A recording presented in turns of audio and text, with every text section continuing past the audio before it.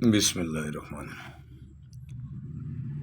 अच्छा बच्चों, ये अब आपका PHY 101 का है, फाइनल टर्म पेपर है। कुछ बच्चे कह रहे सर ये वो आपने पेंसिल से लिखा हुआ है तो वो क्लियर नज़र नहीं आ रहा था। ठीक है, ये आपका फाइनल टर्म प्रिपरेशन स्प्रिंग 23। बेटा ये मैथ या फिज़िक्स इन चीज़ों के कॉन्सेप्ट सदा से वही और सदा तक वही रहेंगे। ठीक है, कहता थी प्रीफिक्स मेगा मीन्स। मेगा का मतलब क्या होता है? मेगा का असल मतलब होता है जिसको मिलियन कहते हैं और इसको 10 की पावर्स के अंदर एक्सप्लेन करते हैं। ये answer mega is the unit prefix in matric system of units denoting A factor of 1 million. और अगर 10 की पावर 9 है तो उसे बिलियन कहते हैं, जिसको गीगा भी कहते हैं। और 10 की पावर 12 है उसे ट्रिलियन कहते हैं, जिसे टेरा कहते हैं। इस तरह ये है, 10 की पावर 15 को बीटा, 10 की पावर 18 को एक्सा और 10 की पावर 21 को जीटा। अच्छा, ये कुछ मैंने आप लोगों के लिए ये इन्फॉर्मेशन निकाली। ठीक है, ये बेटे ऑनलाइन एकेडमी भी है, जिस बच्चे को ज़रूरत होगी ठीक है नॉलेज और कॉन्सेप्ट की, तो वो यहाँ पर इन्हें देख सकता है। ये सारी चीज़ें मैंने आप लोगों के लिए गैदर कर ली, क्योंकि काफ़ी लेंथी है इसलिए मैं आपको सिर्फ इसका व्यू दे रहा हूँ। आप पॉज करके तो देख सकते हैं इसको जहाँ पर भी। ठीक हो गया। इसके बाद अगला है, इसके बाद वो ये कहता है कि अगर दो बॉडीज़ जो हैं ठीक है एयर रेजिस्टेंस नेग्लिजिबल हो और वो ऊपर से नीचे आ रही हो, तो एक को क्या किया जाता है, थोड़े से हॉरिजॉन्टल एक्सेलरेशन दी जाती है। तो वो कहता है पहले कौन सी चीज़ गिरेगी? तो पहले कोई भी नहीं चीज़, दोनों एक ही वक्त के अंदर गिरेंगी। उसकी वजह ये होती है कि जब आपके पास क्या ये परपेंडिकुलर मोमेंट जो होते हैं ना, मोशन जो होती है ठीक है, इसमें परपेंडिकुलर कंपोनेंट्स इंडिपेंडेंट होते हैं एक दूसरे से। That implies the horizontal acceleration applied to the body will not affect its vertical acceleration, therefore both bodies will strike the plane at the same time. ये ऐसे ही है जैसे ये ए और ये बी है, ये ज़मीन की तरफ आ रहे हैं। आप इसको थोड़ा सा हॉरिजॉन्टल एक्सेलरेशन दे भी देते हो तो ज़्यादा से ज़्यादा क्या होगा, कॉन्सेप्ट 1D से 2D में चला जाएगा, यानी प्रोजेक्टाइल मोशन होगी। तो वहाँ तो वैसे हॉरिजॉन्टल एक्सेलरेशन 0 होता है, तो वो सेम टाइम के अंदर ही आके तो लगेंगे, ये याद रखिएगा।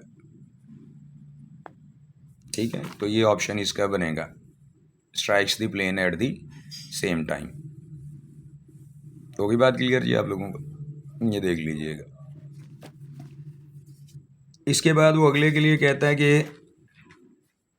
An object moves in a circle at constant speed the work done by the centripetal force is because.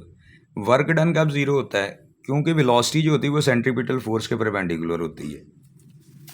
ये असल में होता है, सेंट्रीपिटल फोर्स जो होती है वो वेलोसिटी के परपेंडिकुलर होती है। वर्क डन का ये फार्मूला आता है F × d cos थीटा। तो अगर उनका एंगल ही कितना हो गया 90 डिग्री, कॉड 90 0 हो जाता।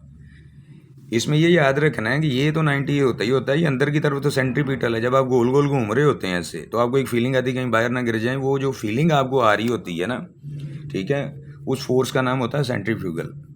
अच्छा, अगर जो फोर्स लग रही है वो उसी डायरेक्शन के अंदर के जहाँ पर डिस्प्लेसमेंट होना, तो तब थीटा 0 है तो वर्क डन F × d के बराबर होता है। और इन सब केसेस के अंदर जो फोर्स है वो कांस्टेंट होती है, याद रखिएगा।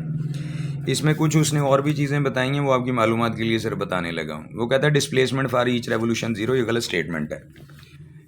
डिस्प्लेसमेंट दो तरह का होता है, लीनियर और रेंगुलर। अगर आप यहाँ से चलते हैं, ये A पॉइंट है, और यहाँ से घूम के दोबारा फ़र्ज़ करें ये Z पे ही आ जाते हैं, तो आपने दो चीज़ें की। एक, ये बाहर बाउंड्री पे फासला तय किया जिसको लीनियर डिस्प्लेसमेंट कहते हैं, वो सरकमफेरेंस के बराबर होता है 2πr।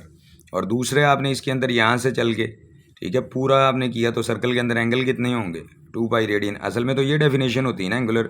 फ़र्ज़ करो पहले तो आप ये समझ लो, A से B तक आए हो तो ये आपके पास एंगुलर डिस्प्लेसमेंट हो गया। यहाँ 0 डिग्री था अगर, तो यहाँ जाके फ़र्ज़ कर लोगे फाई कितना हो गया 45 डिग्री, यहाँ π/4 हो गया। ठीक हो गया, तो इसको एंगुलर डिस्प्लेसमेंट कहते हैं। जब पूरा ही घूम जाओगे तो फिर कितना हो जाएगा 2π रेडियन। एक और उसने दिया जी एवरेज फोर्स है for each revolution 0। Average force कोई 0 नहीं होती है, यहाँ तो बॉडी रेस्ट में होती है, इक्विलिब्रियम जिसे स्टेट कहते हैं आप, उसमें फोर्स ही कोई नहीं लग रही होती। यहाँ फिर ये होता है कि यूनिफॉर्म वेलोसिटी से मूव कर रही है, वो भी इक्विलिब्रियम की कंडीशन है, वहाँ पर नेट फोर्स 0 होती है। इक्विलिब्रियम 3 तरह के होते हैं, कोई स्टेबल कहते हैं। फ़र्ज़ करो ये फुटबॉल के अंदर आपने बॉल रखा है, इसको यहाँ ला के छोड़ोगे ठीक है, ये इधर उधर घूमने के बाद फिर इधर आ जाएगा, अपनी उसी हालत में आ जाएगा। अगर बॉल ही फुटबॉल के ऊपर रखो तो इधर से इधर छोड़ोगे, इधर से इधर, तो बॉल वापस नहीं आएगा, इसे अनस्टेबल कहते हैं। स्टैटिक क्या होता है, यहाँ से बॉल उठा के इधर कर दो, यहाँ इधर कर दो, वो अपनी जगह पे ही रहेंगी। और उसके बाद कहता है friction, no friction. No friction का क्या कॉन्सेप्ट वो देना चाह रहा है आपको। फ्रिक्शन बेटे एक फोर्स होती है, ये कॉन्टैक्ट फोर्सेस आती हैं, एक नॉन कॉन्टैक्ट फोर्स है। जिस तरह दो बॉडीज़ कॉन्टैक्ट में आएंगी तो उसको कॉन्टैक्ट फोर्स कहते हैं, लेकिन एक इसका दूसरा नाम भी होता है नॉन कंजर्वेटिव फोर्सेस। ये डिपेंडेंट होती है पाथ के ऊपर। मसलन आप कोई चीज़ गाड़ी है, सड़क के ऊपर चलाओ, फिर उसको पार्क के अंदर चलाओ, फिर मिट्टी में चलाओ, फिर रेत में चलाओ, ठीक है, तो वो फ्रिक्शन बढ़ती चली जाती है। नॉन कॉन्टैक्ट फोर्सेस को कंजर्वेटिव फोर्सेस कहते हैं। जिस तरह फोर्स ऑफ ग्रेविटी है, ये इंडिपेंडेंट ऑफ पाथ होती है, जिस मर्जी रास्ते से जाओगे ग्रेविटी का एक्सेलरेशन तो वही रहता है ना, और towards the centre of the earth होता है। इसके बाद आपके पास अगला आता है, वो कहता है two bodies A and B have equal kinetic energies, the mass of A is 9 times of that of B, the ratio of the momentum of A to B is, ratio तो ये है लेकिन कैसे है, ऐसे काइनेटिक एनर्जी और momentum का ये रिलेशन होता है। यहाँ से पी सेपरेट कर लो, अंडर रूट ले लोगे ये, तो इसमें मैस जो है वो वेरिएबल है, वेरिएबल से मुराद क्या है, वो चेंज होगा तो मोमेंटम चेंज होगा। काइनेटिक एनर्जी उसने कह दिया कि सेम है, तो ये कांस्टेंट वगैरह जो होते हैं ये तो सेम ही है ना, तो उसको प्रोपोर्शनैलिटी में कन्वर्ट कर सकते हैं। जिस तरह प्रोपोर्शनैलिटी होती है इक्वलिटी में लाने के लिए कोई कांस्टेंट ऐड करते वो कोई भी कर सकता। तो इसका मतलब क्या है, मोमेंटम जो होता है वो बॉडी के जो क्या है, आगे जब काइनेटिक एनर्जी की रिलेशन बनाते हो तो वो बॉडी का जो मैस होता है उसके स्क्वायर रूट के प्रोपोर्शनल होता है। तो अगर ए है तो वो ए के हो जाएगा, बी है तो बी, उन दोनों को अब डिवाइड कर लो। अब मैस ऑफ ए क्या है, 9 times of mass of B है, तो यहाँ एम ऑफ ए की जगह पुट करेंगे 9 इंटू एम ऑफ बी, ये कट जाएगा 9 ओवर ये, तो 3:1 आ जाएगा ये आंसर इसका। इसके बाद बेटे अगला आता है आपके पास है, ये 5वां पहले देख लो। वो कहता है 10 seconds after an electric fan is turned on, the fan rotates at 300 revolution per minute, its angular acceleration. Angular acceleration ये होगा, लेकिन किस तरह, ये इसकी रीजनिंग है। जब फैन बंद है तो उस वक्त एंगुलर वेलोसिटी भी ज़ीरो थी, 10 सेकंड बाद चला तो वो स्टार्ट ही यहाँ से हुआ, फाइनल ये समझ लो। तो रेवोल्यूशन पर मिनट गया है 300, इसको रेडियन में लेके आओ। एक रेवोल्यूशन में यानी एक जब चक्कर काटता है, सर्कल होता है, तो उसमें 2 पाई रेडियन, अगर 300 चक्कर काटेंगे तो 300 इंटू 2 पाई हो जाएगा। 1 मिनट में 60 सेकेंड है तो 1 इंटू 60 कर दोगे तो ये रेडियन पर सेकेंड आ जाता है आंसर, ठीक है, ये आ जाएगा रेडियन पर सेकेंड।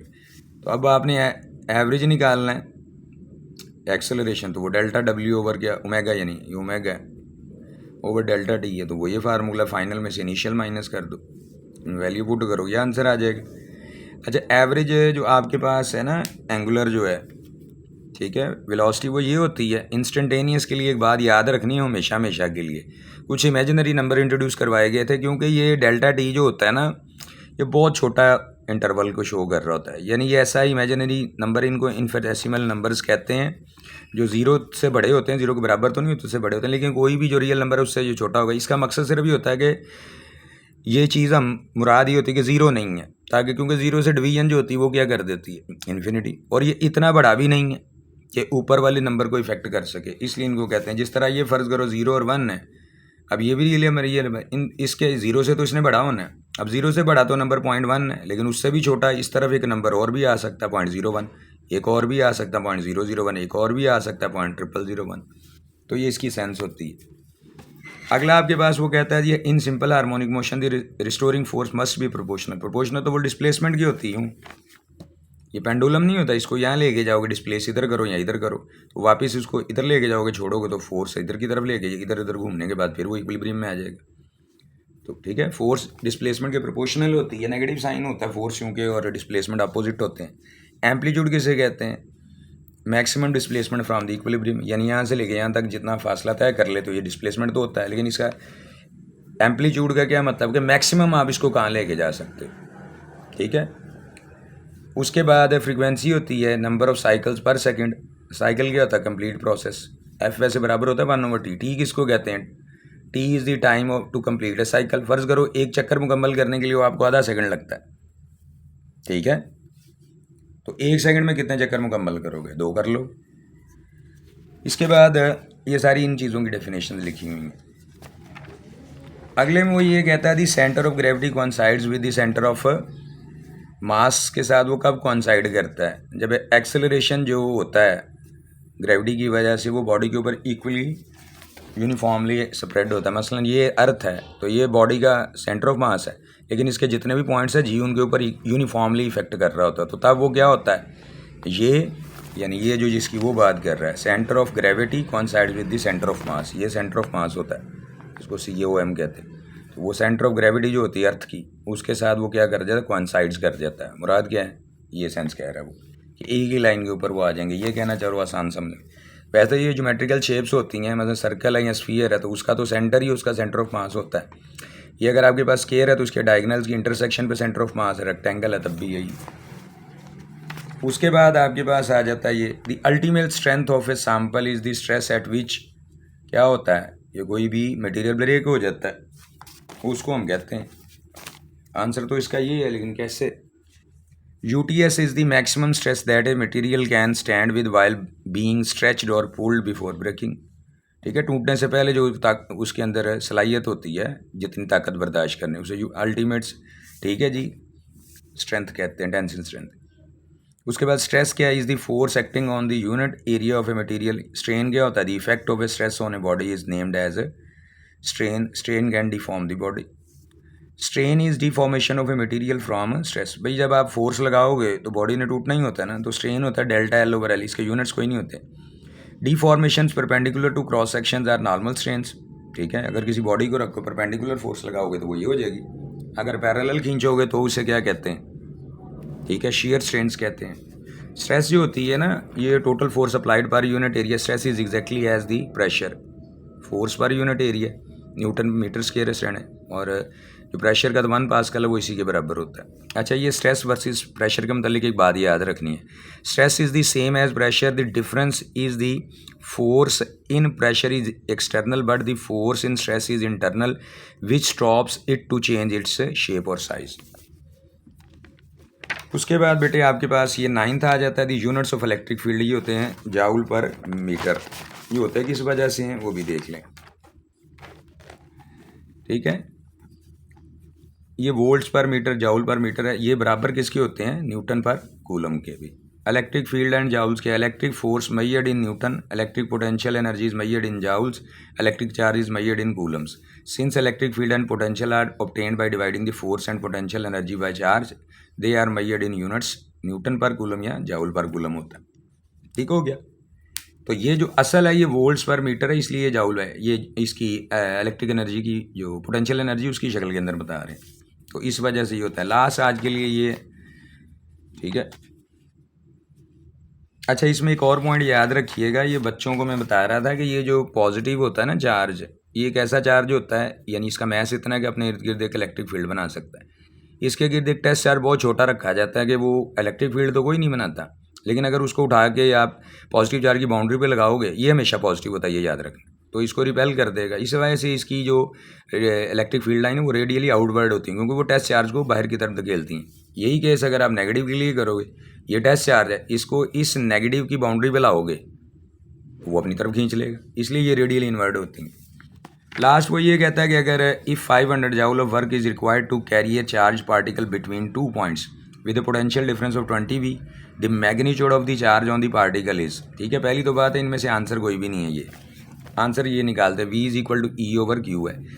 ठीक है, V बराबर जो होता है ना W ओवर Q भी होता है, ये आप इसको क्या कहते हो, इसको हल करोगे तो ये V ओवर W आ जाएगा, 5/25 कूलम आता है। Potential energy is not defined, rather change in potential energy is defined. The change in potential energy is work done. The potential energy at a point is defined as the work done to bring a charge from infinity to the observable point. जहाँ से भी लेके आना है आपने, ठीक है, उस पॉइंट पे ले आओगे, वो इन्फिनिटी से वहाँ तक आ जाएगा। The potential difference or voltage is the difference in electric potential energy per unit of charge measured at 2 points. The symbol for potential difference or voltage is V. The units of potential difference or voltage are volts V. Potential difference V जो है या voltage जिसे कहते हैं E over Q होता है, 1 V जो होता है 1 जाउल ओवर 1 कूलम होता है। आगे बात समझ में। तो ये जो आपके पास लिखा हुआ है, ये क्या लिखा है, पोटेंशियल एनर्जी आप इसे कह सकते हो, वोल्टेज पोटेंशियल डिफरेंस है या वोल्टेज कहते हो V, तो ये किसके बराबर होता है आपके पास, ठीक है, वो आपको बताने की कोशिश की गई है